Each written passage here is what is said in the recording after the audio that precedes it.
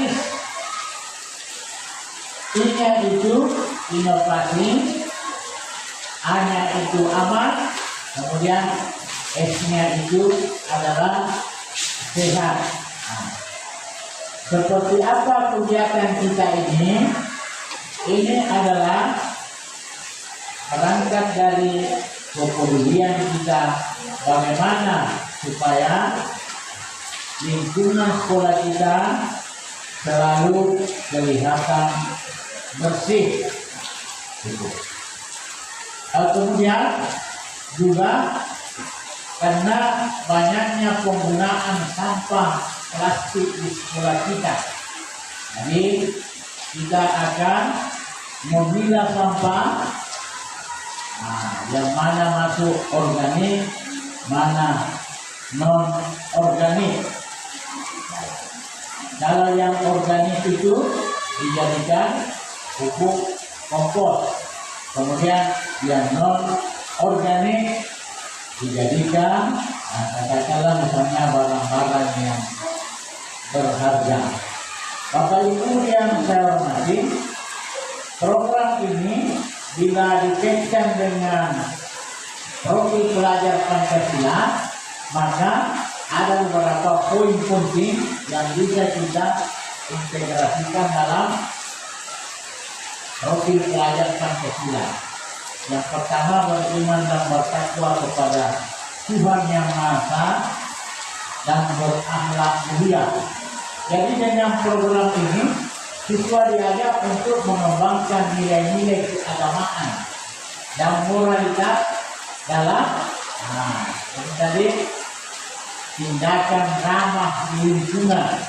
Yang mana itu misalnya tindakan ramah lingkungan, misalnya jangan membuang sampah di sembarangan tempat, kemudian kita menanam pohon-pohon pelindung dan sebagainya. Kemudian kita tidak boleh membakar sampah plastik, melainkan harus diolah kembali. Bapak Ibu yang saya hormati, jadi program kita ini nantinya akan dilaksanakan ya sebagaimana biasa. Jadi anak-anak sebelum masuk jam pelajaran, maka kita mengadakan dulu pembersihan. Jadi tentu ini tidak lepas dari tenaga kebersihan. Ya. Kemudian juga tiap hari Jumat kita mengadakan pembersihan di sekolah kita, Jumat bersih. Saya ingin bertanya kepada anak-anak, kira-kira kegiatan apa kira-kira yang anak-anak semua akan laksanakan terkait program berhias ini? Coba kita berpikir apa kira-kira yang anak-anak akan laksanakan untuk mewujudkan program berhias ini. Ada yang bisa? Apa kira-kira? Nah, yang pertama, ya, apa? Membuang sampah pada tempatnya. Apa lagi? Untuk mewujudkan sekolah kita ini supaya kelihatan bersih, apa lagi? Ya, coba nanti jawab. Apa? Bergotong royong membersihkan lingkungan sekolah. Apa lagi yang bisa kita laksanakan untuk mewujudkan program berhias ini? Itu memilah sampah. Yang sampah organik dijadikan yaitu pupuk kompos. Kemudian yang non organik misalnya plastik diolah. Kemudian untuk reus atau pengurangan pemakaian plastik, apa kira-kira yang bisa Anda lakukan? Nah, apa kira-kira? Apa bisa? Terus yaitu misalnya membawa air minum dari rumah, atau tumbler. Apa gunanya itu? Supaya mengurangi penggunaan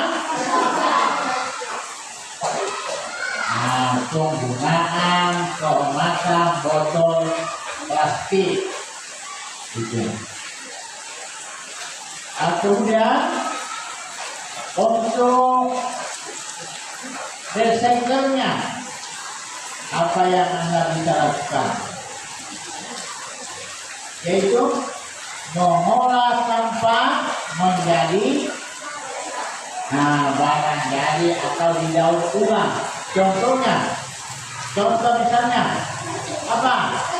Ya, kardus atau pembungkus ini, atau kemarin kita tampil di Kamar Rea memakai pakaian karnaval dari daun-daun yang daun-daun kering baru dimodel sedemikian rupa sehingga dapat dijadikan sebagai baju adat. Itu semua itu pengolahan sampah. Kemudian memanfaatkan kertas bekas menjadi apa kira-kira? Menjadi hiasan, menjadi sampul surat, surat. Itu semua adalah merupakan penggunaan sampah menjadi barang-barang yang berbahagia. Jadi biasa itu ada dari kertas koran itu dimasak dulu, dicampurin baru dibuat bingkai foto. Untuk pengurangan penggunaan limbah atau sampah plastik. Kemudian dengan menjaga kebersihan sekolah, maka kita dapat mewujudkan yang namanya ramah terhadap lingkungan. Kalau yang lebih luas itu namanya ramah lingkungan, misalnya memakai kendaraan jangan yang berasap, mengeluarkan asap, karena ketika mengeluarkan asap akan mengganggu pernafasan karena menimbulkan polusi udara atau pencemaran udara. Atau membakar sampah di tengah perkampungan, itu akan mengakibatkan polusi udara dan mengganggu pernafasan. Itu semua namanya ramah lingkungan. Apalagi profil pelajar Pancasila yang terkait dengan program bergiat, yaitu adanya mandiri. Dengan program ini akan mendorong siswa untuk menjadi mandiri dalam mengambil tanggung jawab terhadap lingkungan sekitar mereka. Kemudian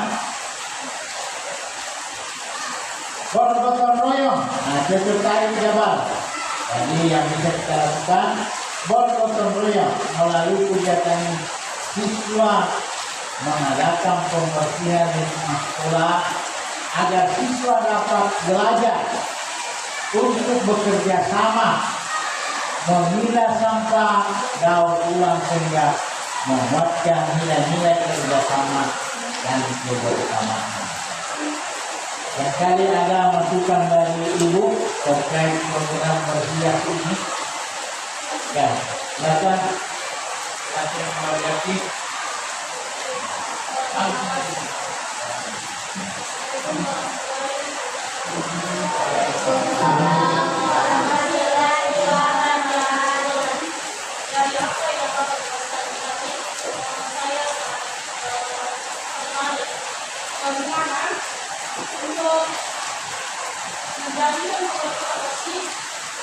Sudah yang disampaikan bahwa kita harus selalu membersihkan dan memilah sampah kemudian hal yang keluar bisa bernilai kuat. Kemudian yang dari adalah masalah kita selama ini di sekolah yaitu dana. Terkadang kita ingin mengolah barang bekas menjadi barang jadi tapi kita kayak lem kayak apa ya benang atau apa dan sebagainya, tapi kita tinggal dengan dana. Jadi bagaimana dengan hal ini? Apakah kita ya sebagai guru yang harus menggunakan dana pribadi atau dimasuk oleh dana masyarakat? Ya, terima kasih. Ada masukan dari Tuhan. Jadi kita belum sampai ini ada ya. Kita nanti masuk di situ di aset dan kekuatan yang dimiliki oleh Haryati tidak hadir minggu lalu terkait ini. Jadi untuk mewujudkan apa yang kita bicarakan ini ada namanya aset dan kekuatan yang dimiliki. Di sini nanti ada dibahas masalah dana nanti di sini. Ada ini yang finansial ya. Ini modal finansial ini. Ada modal finansial berupa dana bos dan kalau di sekolah kita ada dana bos dan PIP yang diserahkan ke anak-anak kita. Gitu. Kita kembali lagi dulu ini.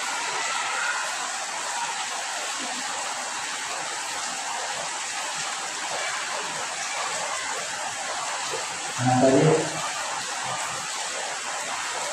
ya bergotong royong kemudian kritis profil pelajar Pancasila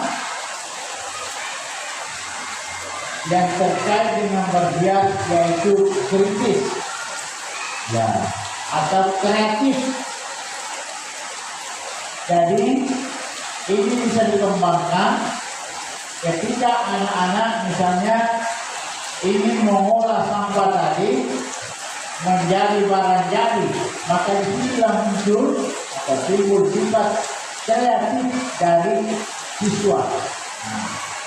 Misalnya tadi dari bahan misalnya kertas koran diolah menjadi bingkai foto.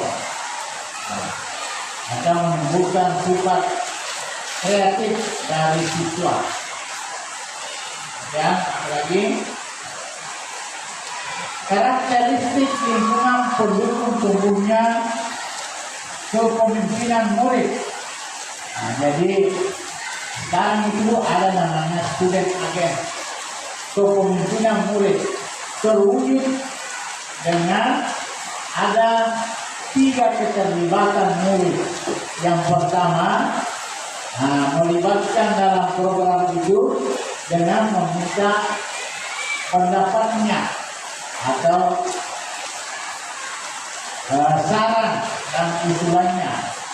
Kemudian memilih program yang dipilih seperti apa kegiatan yang mereka inginkan untuk mewujudkan program berhias ini. Gitu. Kemudian ada lagi namanya voice atau suara. Kemudian ada namanya ownership.